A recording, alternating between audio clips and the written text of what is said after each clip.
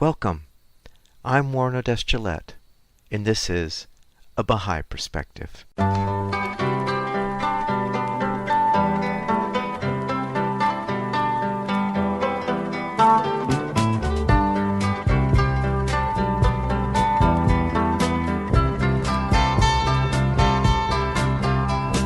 Welcome to A Baha'i Perspective. I recorded an interview with Mikhail Sergeev on March 22, 2021. Mikhail was born and raised in Moscow, where he received his bachelor's degree in international journalism. In 1990, he moved to the United States to pursue his doctoral studies. Mikhail works as an adjunct professor of religion and philosophy at the University of Arts in Philadelphia, where he received the President's Distinguished Teaching Award in 2010. He co-chairs and serves on the faculty of the Department of Religion, Philosophy, and Theology at the Wilmette Institute, as well as on the faculty of Temple University in Philadelphia. He is the author of more than 200 scholarly, journalistic, and creative works that are published or presented all over the world. He has authored and edited 12 books, including the monograph Theory of Religious Cycles, Tradition, Modernity, and the Bahá'í Faith, and an anthology entitled Russian Philosophy in the 21st Century. That was published in 2020. I started the interview by asking Mikhail where he grew up and what was religious life like growing up. I grew up in the Soviet Union, in Moscow. I was born in 1960. The Soviet Union was a unique atheist empire in human history, so our religious life was non-existent.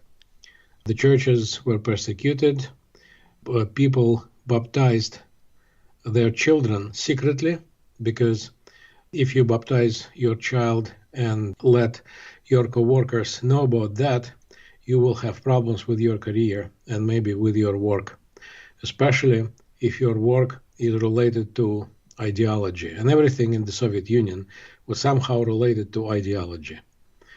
So my grandparents came from different religions.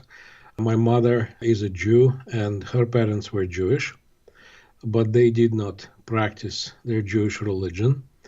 My paternal grandparents came from Orthodox Christian family with some occasional Lutherans. I have one of my great-grandparents who was Latvian and he was Lutheran. But overall, it was Jewish Christian background, cultural background, but no one professed any beliefs or practiced any religion when I was growing up in my childhood. In fact, I never saw anyone pray until I came to the United States in my 30s. So I grew up as an atheist in school, and then after finishing the high school, I was accepted as a student at the Moscow State University of International Relations. Actually, the formal name is Moscow State Institute of International Relations, but it has a status of a university. It prepared Soviet diplomats, journalists, economists, and lawyers.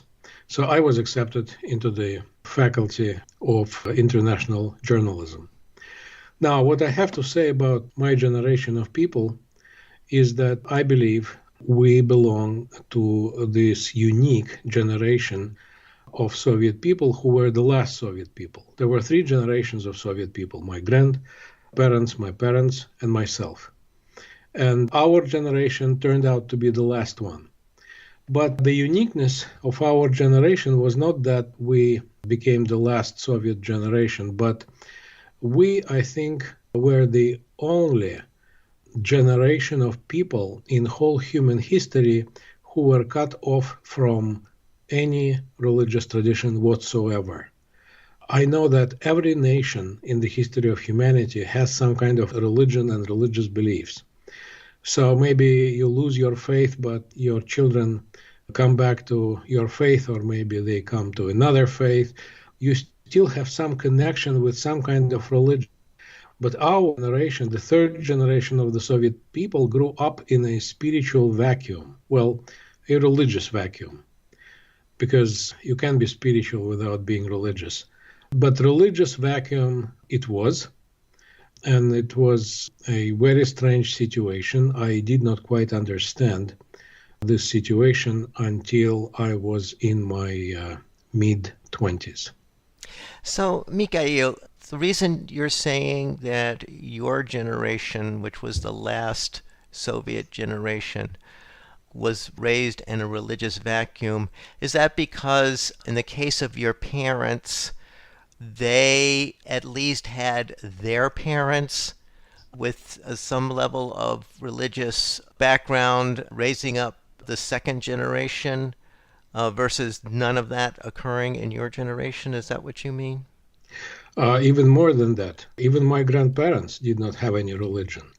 When my grandparents grew up in Russia, let's say one of my grandparents was born in 1910, before the revolution.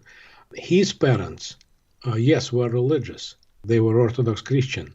So he was baptized like everybody was back then, and he had some religious upbringing, if not formal, if not educational, but family-based. But my grandparents themselves, after the revolution, lost their faith, and they became part of the Soviet cultural fabric. And therefore, my parents already were growing up without a religious tradition. And they were the second generation, and our third generation found ourselves in a complete religious vacuum. And why not your parents' generation? Why were they not in a complete religious vacuum or whatever? Well, they were probably in a vacuum, but again, they were closer to pre-revolutionary Russia than we were. They were born in 1930s, and the 1930s, only 20 years after the revolution. They also remembered their grandparents, and their grandparents were religious, both from the Jewish side and from the Christian side. So they had some personal encounter with religion. Our generation didn't, and I think that is unique.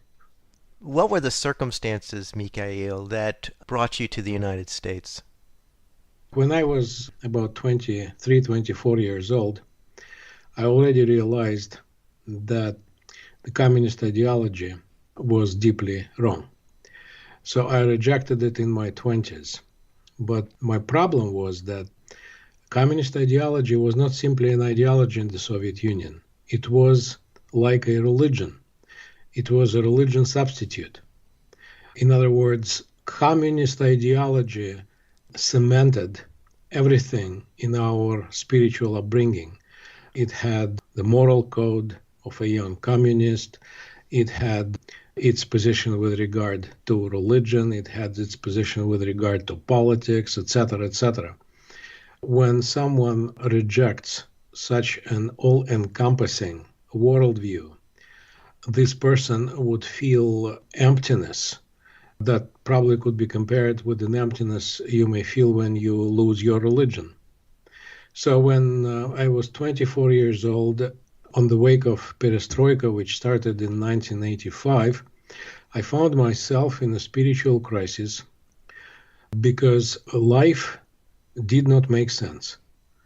Not only life in the Soviet Union did not make sense, not only my personal life did not make sense, but life in general didn't make sense because I still was an atheist. I did not believe there is a God.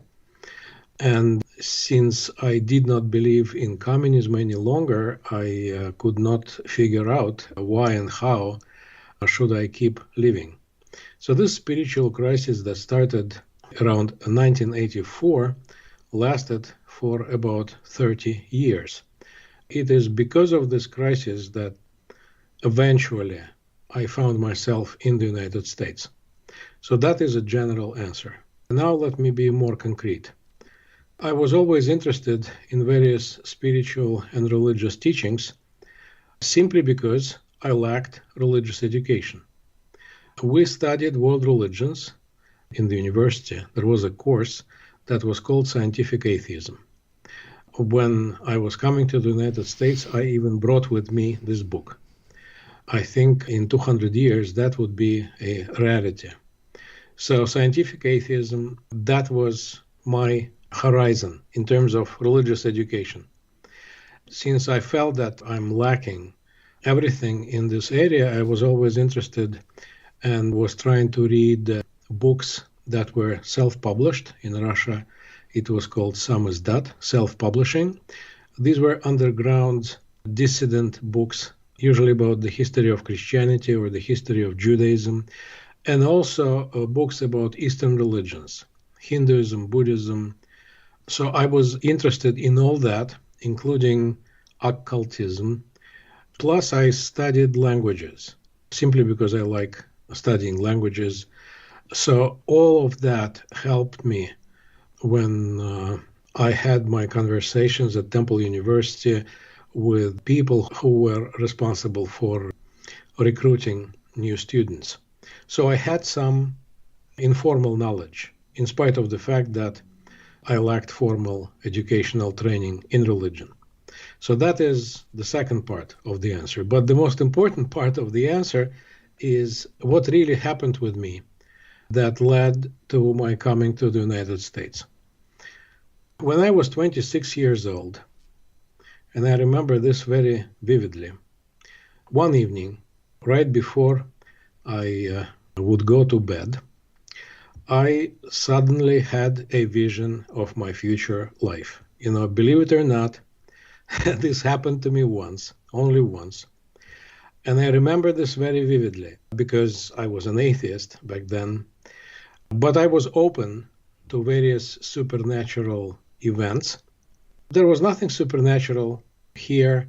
I just suddenly felt as if the light was turned on inside my head, and my consciousness became not enlightened in terms of enlightenment, but my consciousness became full of light. Because of that, with my mental eyes, I saw that in the future I will be working in a theater and I will be teaching. And that happened for a couple of seconds. I did not have any fear, and the light was turned back off. Everything evaporated, but I told my wife, look, I just had a vision of my future life, and in my future life I would be working in a theater and I would be teaching. And I said to her, look, I can see myself working in the theater, but what the hell could I be teaching? And I remember her being calm and telling me, look, forget about that, let's go to sleep. And I think that's how it all started. Now, when I look back at this event, I prefer to think that that was not an accident. It was some kind of help. And eventually, yes, it did help because I was working as a journalist first and then as an editor of radio programs, and I hated my work, frankly. I did not want to be a journalist. And I was thinking about switching, but where would I switch in the Soviet Union, which was a totalitarian state? In order to find another work, you have to have either connections or party affiliation. I was not a member of the Communist Party. So basically I was desperate, having no prospects. And once I was walking down the street and I saw an advertisement of some kind of theater studio, and somehow I got interested. And I remembered my vision and I thought to myself, what the hell? Let me try it. I came to this theater studio and we had an interview with the director. And the director offered me a job as a literary advisor. Now, that was the theater studio that was underground, dissident. They did political satire and they were persecuted. But that was the beginning of perestroika, and people of different background, different beliefs, non-communist beliefs, slowly, but were starting to arise. So anyway, I quit my job. My parents stopped talking to me because they thought I'm going down, and they may well have been right. And I went to work for the theater. I worked there for 4 years. It was an amazing time in my life. It gave me a lot of experience in terms of self-understanding and in terms of believing in myself. Actually, I can do what I want to do in my life and not what my parents want me to do, not what my state wants me to do, etc. And in the third or fourth year, since I knew many languages, our director sent me with some business trips, including one business trip to the United States. When I was about to go to the United States, an old friend of mine who wanted to be accepted into a department of philosophy in the United States asked me to visit all the universities I can, as many as I can, and get the documents, applications that are needed to apply.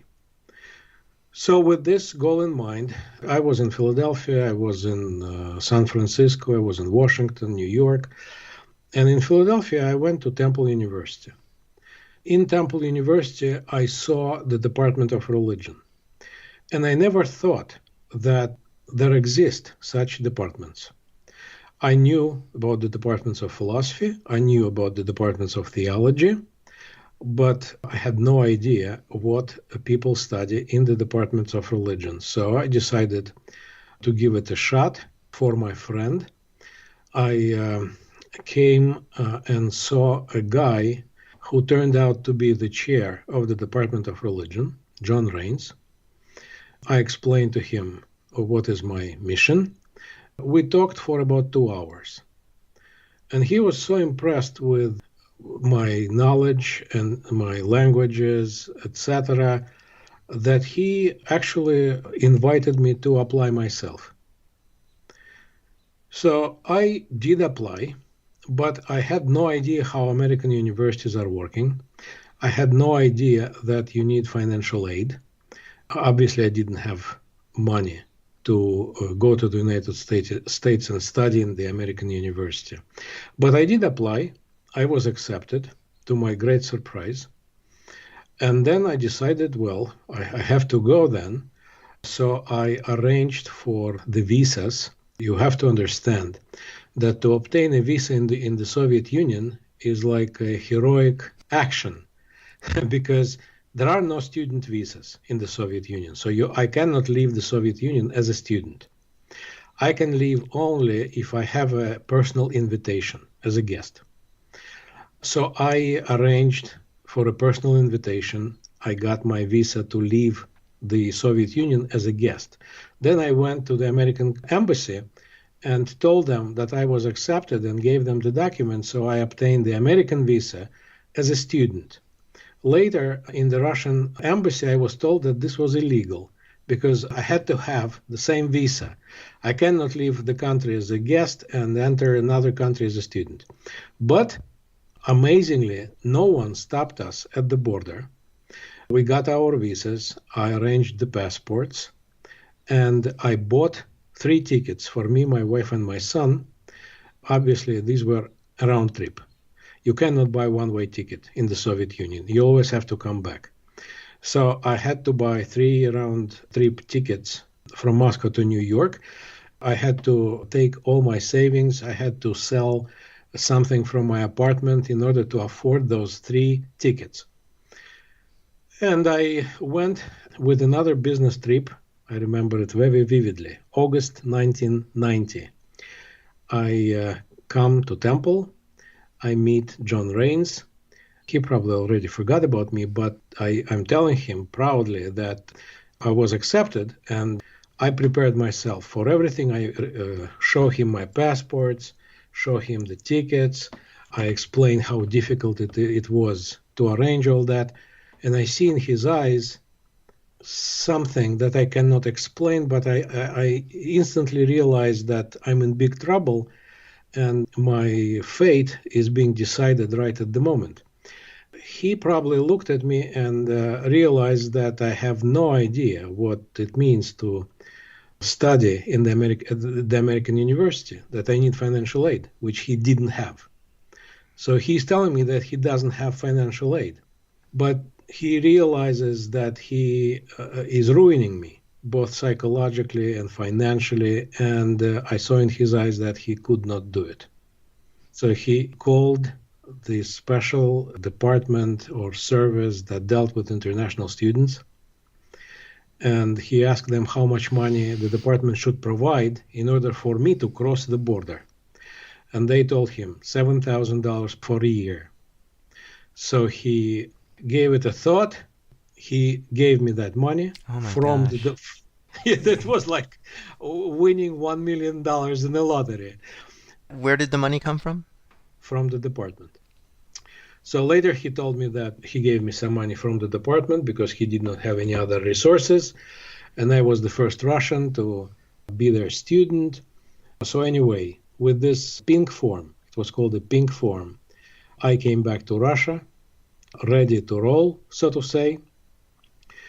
On December 25th of 1990, we celebrated the birthday of my wife. My wife is a Christmas baby. But we never realized that because in Russia, due to the different calendars, the birth of Christ is celebrated 12 days later. So therefore, we never associated her birthday with the birthday of Jesus as it is celebrated in the West. And we celebrated her birthday. We went to the airport.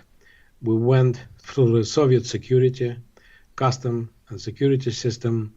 And finally, we arrive in the United States. We are going through American custom.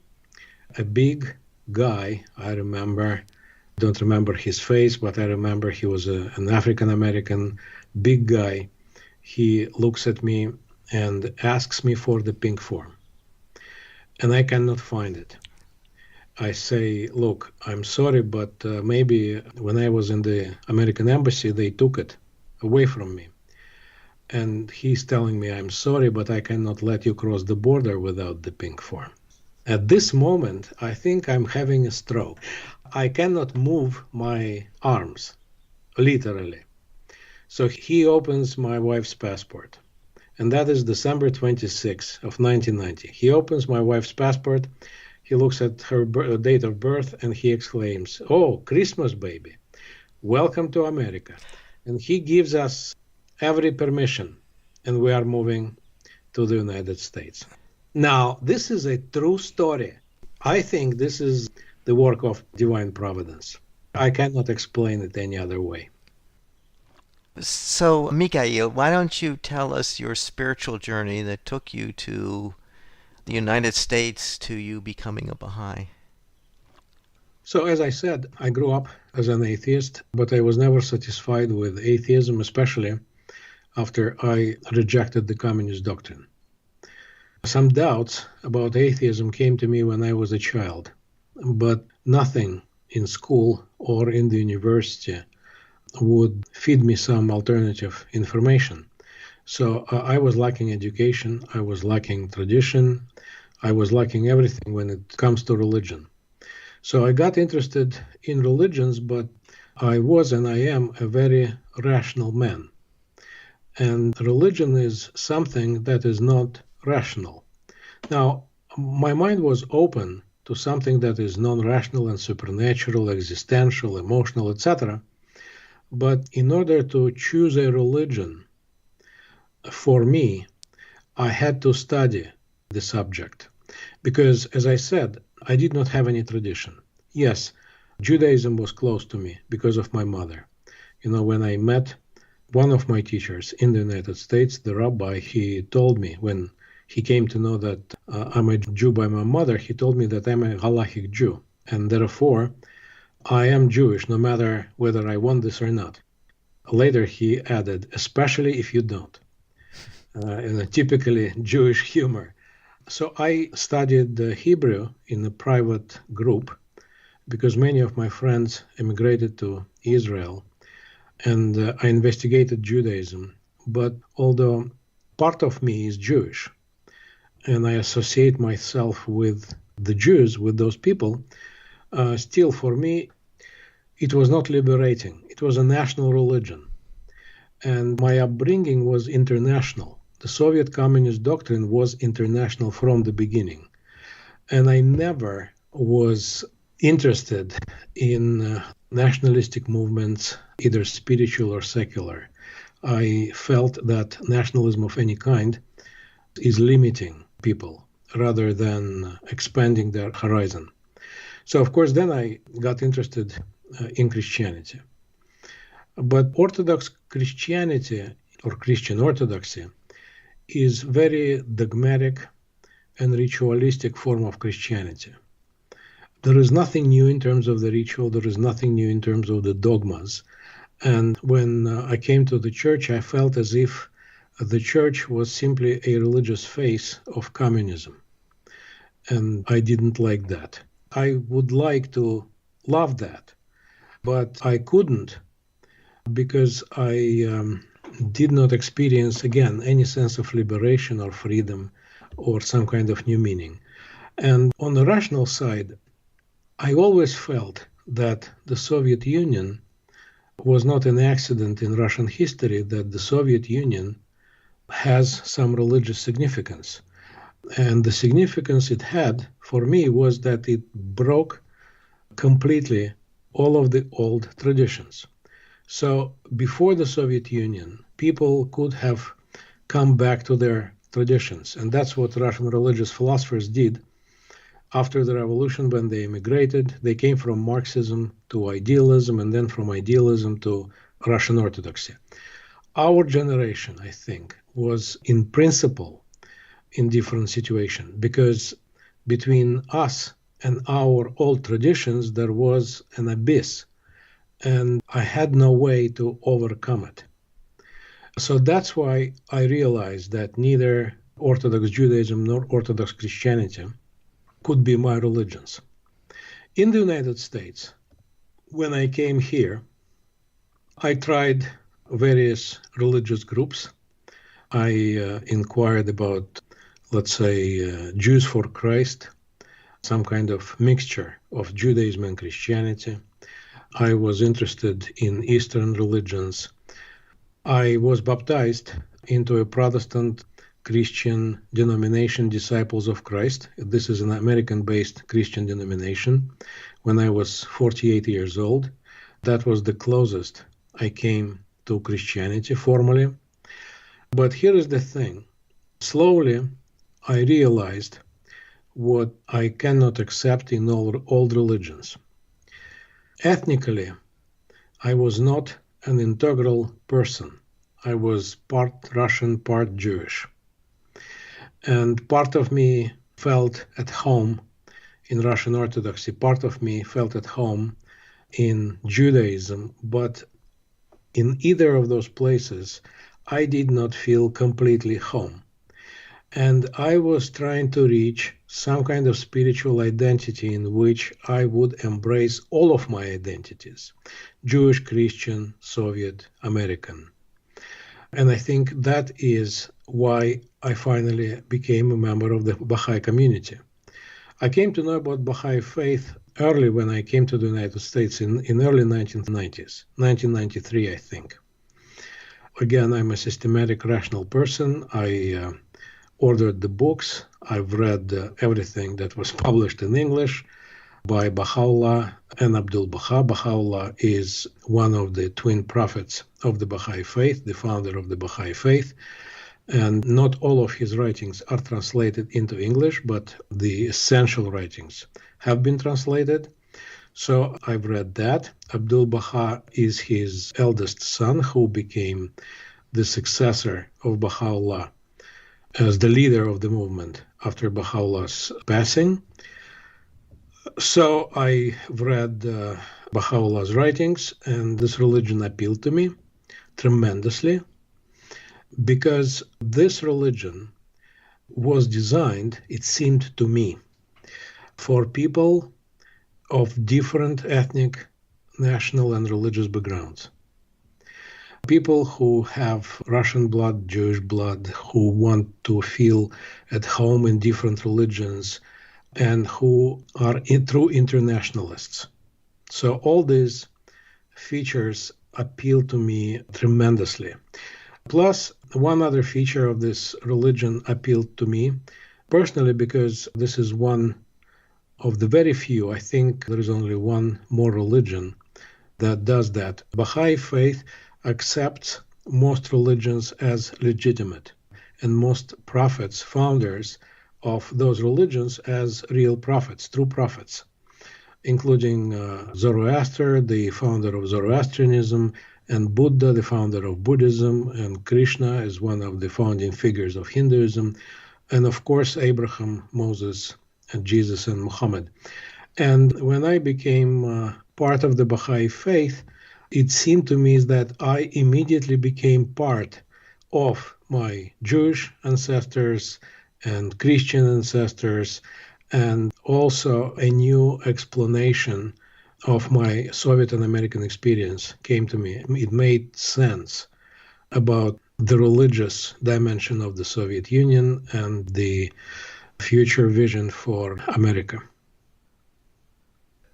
So why don't we get into some of your works? One of them is entitled Theory of Religious Cycles, Tradition, Modernity, and the Baha'i Faith. So what inspired you to write this book? So my work, Theory of Religious Cycles, Tradition, Modernity, and the Baha'i Faith, is the result of my spiritual crisis. I published it when I was 55 years old, 5 years ago, and it is a summary of my explanation for my Soviet experience in light of new Baha'i religious faith. The main idea of the theory is that religions are like organic systems going through different phases in their development. And in my book, I trace the development of four major world religions: Judaism, Christianity, Islam, and Buddhism.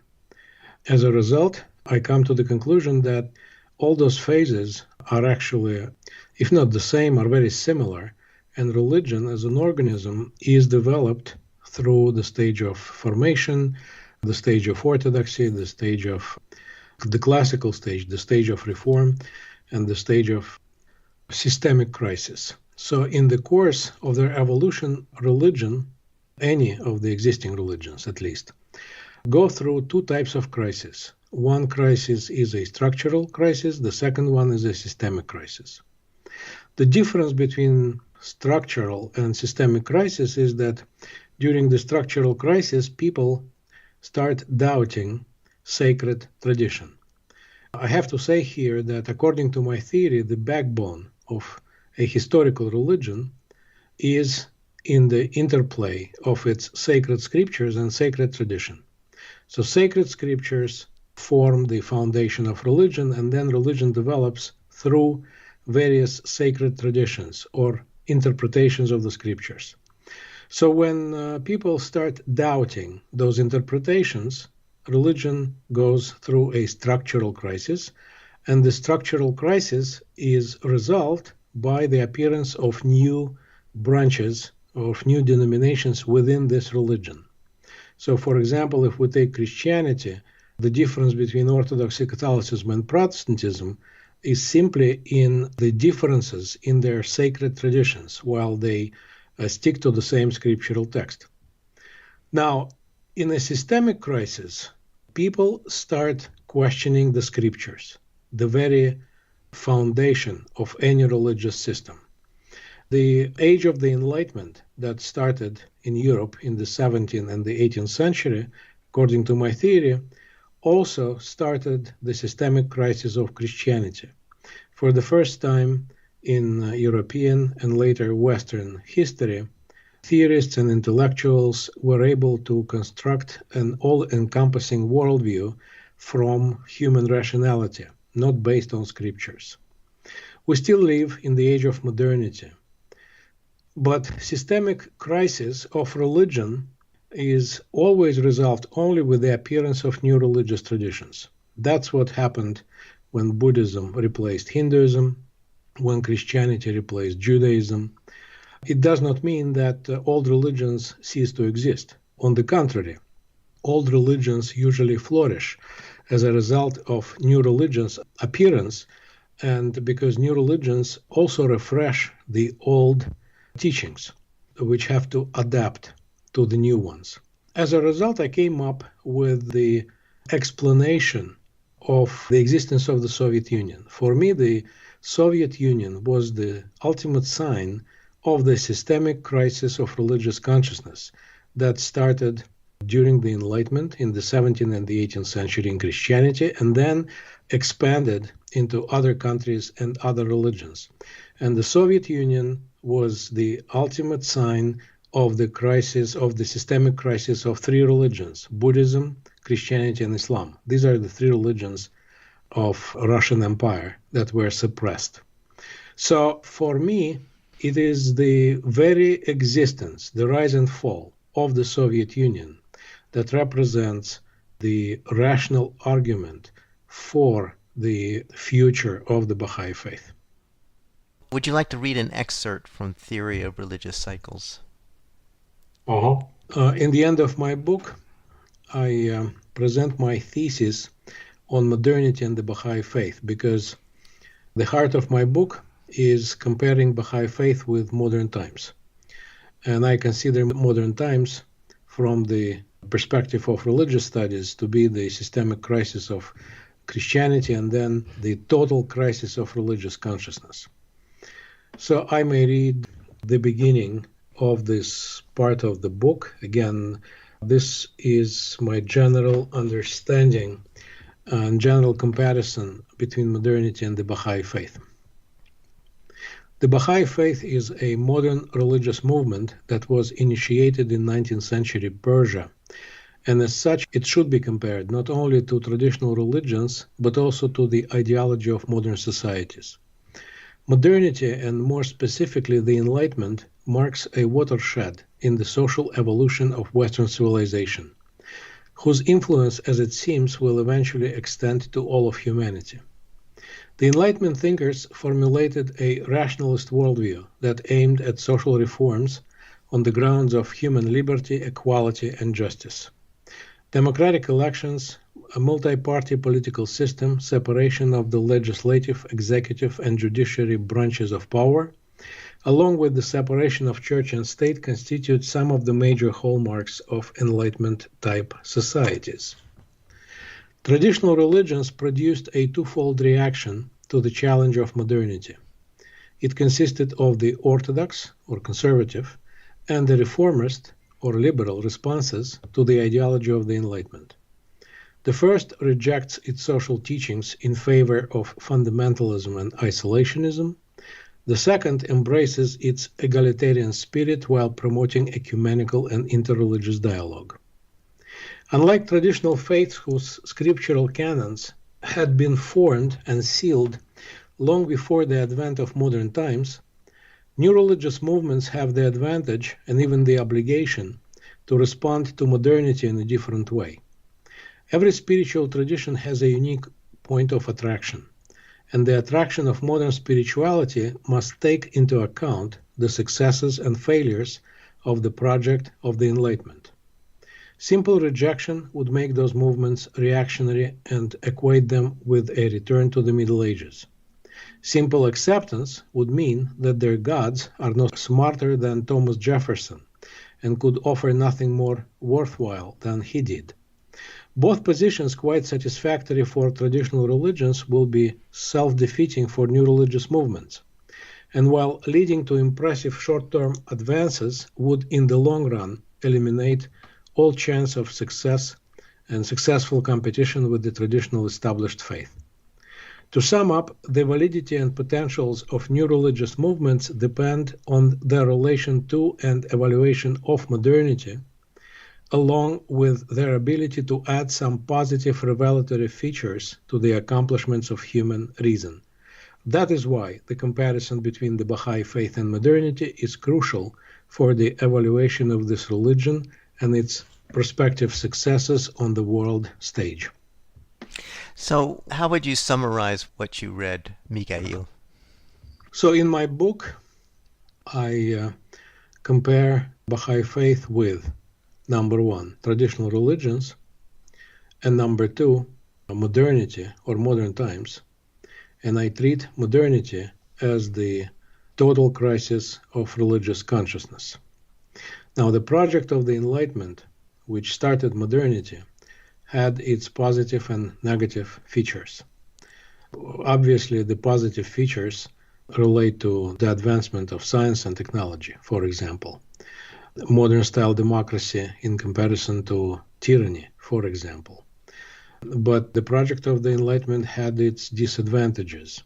My main point in the book is to analyze the complexity of comparison between the Baha'i Faith and modernity, because Baha'i Faith as a new religion has to add some new revelatory features that would adjust the project of modernity to contemporary humanity. My main thesis is that Baha'i Faith is neither a return back to the Middle Ages nor a simple add-on to the modern rationalism, but instead the Baha'i Faith is a repackaging of modernity in a spiritual context. So it is a spiritualized modernity, which has to be carefully unpacked in order to understand all of the advantages of Baha'i worldview over modern rationalist approaches. So another work that you wrote is called Russia Abroad, the Anthology of Contemporary Philosophical Thought. So what inspired you to write this? Actually, I published two anthologies. The anthology you mentioned was published in Russian. It is an anthology of contemporary Russian thinkers who live not in Russia but abroad, who are immigrants. And the second anthology was published last year in October of 2020. It is called Russian Philosophy in the 21st Century, an anthology. The main goal of both books, was to understand how successfully contemporary Russian philosophy, post-Soviet Russian philosophy, reinterprets the Soviet period of Russian history. And in both anthologies, we have a variety of thinkers that discuss various subjects, philosophical subjects. Basically, the second book, Russian Philosophy in the 21st Century, is the first anthology of post-Soviet Russian philosophy in the English-speaking world. Would you like to read an excerpt from Russian Philosophy in the 21st Century? Yeah, a short one. The excerpt would be from the preface. This anthology provides the English-speaking world access to post-Soviet philosophical thought in Russia for the first time. We believe readers will find contemporary Russian philosophy interesting for a number of reasons. First, it addresses local, regional, and global aspects of the most pressing issues of the late 20th and early 21st centuries. Reader will find themselves facing the vastness of contemporary Russian philosophy that is of importance not just to Russia but to the whole world. Second, it represents the best traditions of Russian philosophy that historically has always been closely tied to Western thought and has had a certain influence upon it. Third is the fact that the history of the Russian philosophy is not only a chronicle of spiritual quests, borrowed ideas, and those of indigenous original thinkers. It is also a record of the dramatic events endured by Russia over the last couple of centuries. Indeed, having experienced a series of great trials, tribulations, and watershed moments in Russian history, Russian philosophy reflects the social and political collisions and transformations of Tsarist, Soviet, and post-Soviet Russia.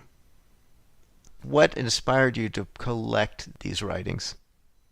I lived in the United States for 30 years, and I consider myself a Russian American, but still, culturally, I'm a Russian person. And I follow Russian news, and I follow Russian cultural news, and I have close ties with Russian philosophers. I'm a member of the Russian Philosophical Society. I publish there. I have many friends there.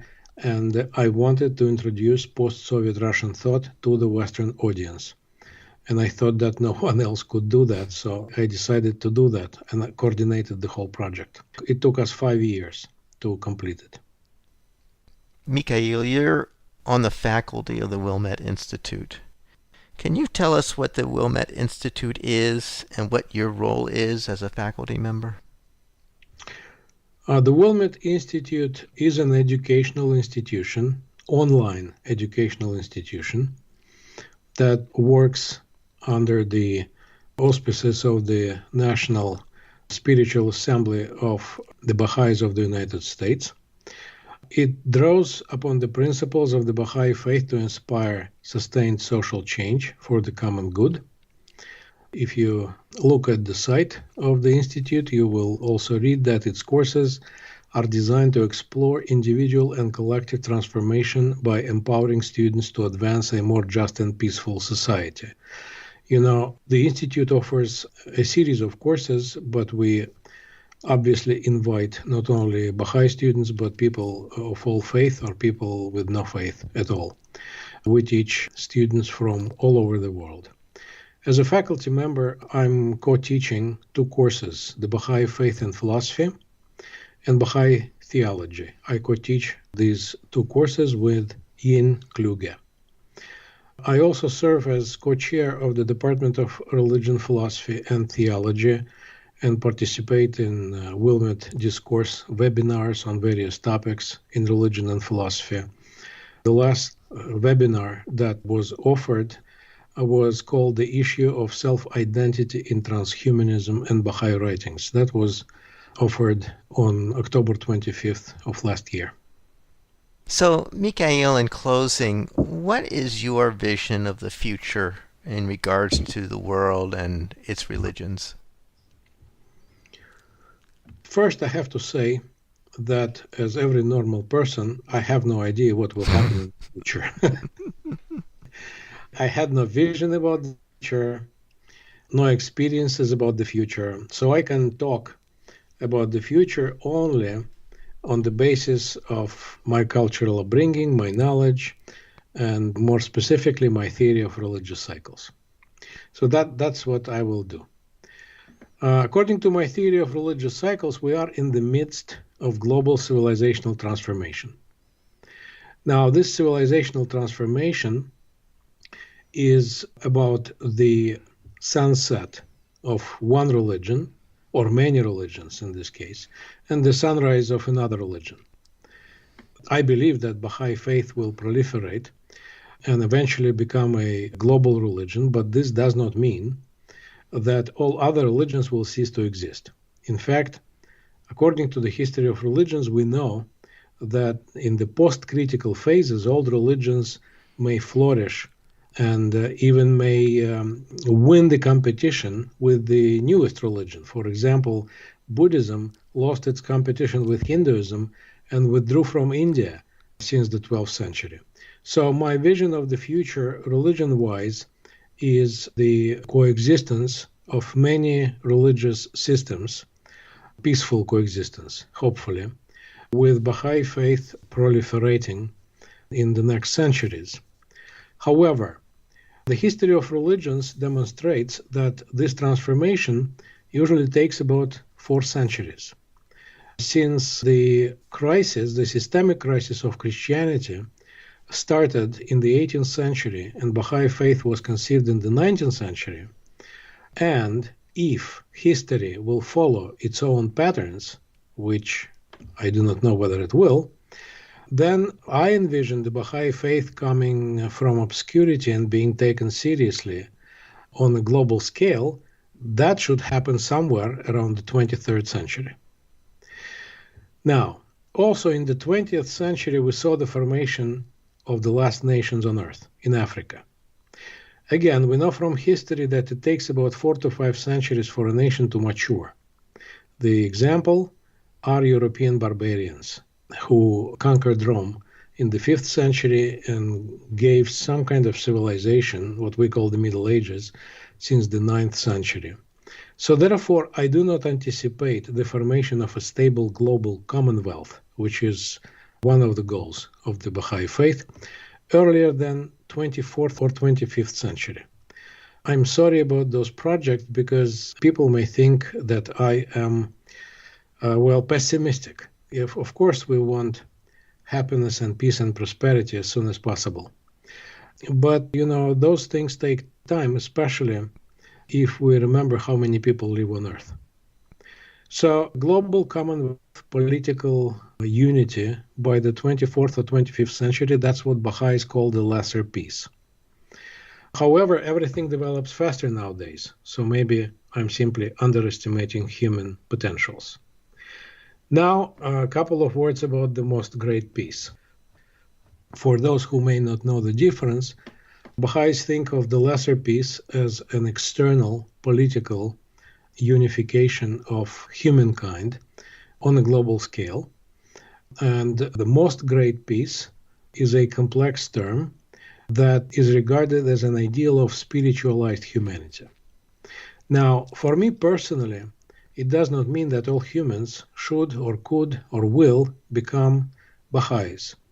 I believe that different people have different needs, and since other religions will continue to exist, we will have an ensemble of religion and religious followers, but those older religions will bring about their own spiritual fruits.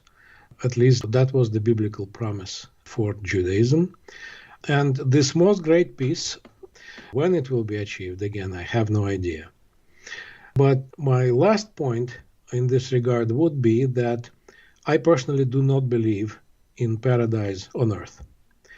I think this is a purely utopian vision because human nature is dual. We are always in conflict with ourselves.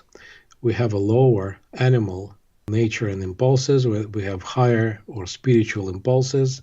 And sometimes we succumb to our lower impulses, and sometimes we are able to overcome them and become more spiritual. But the bottom line is that every new generation starts from scratch, and they have to fight their own impulses. Therefore, evil, in principle, is impossible to eradicate. And so is the fact of suffering, the reality of suffering. Suffering is inevitable because suffering contributes to spiritual growth.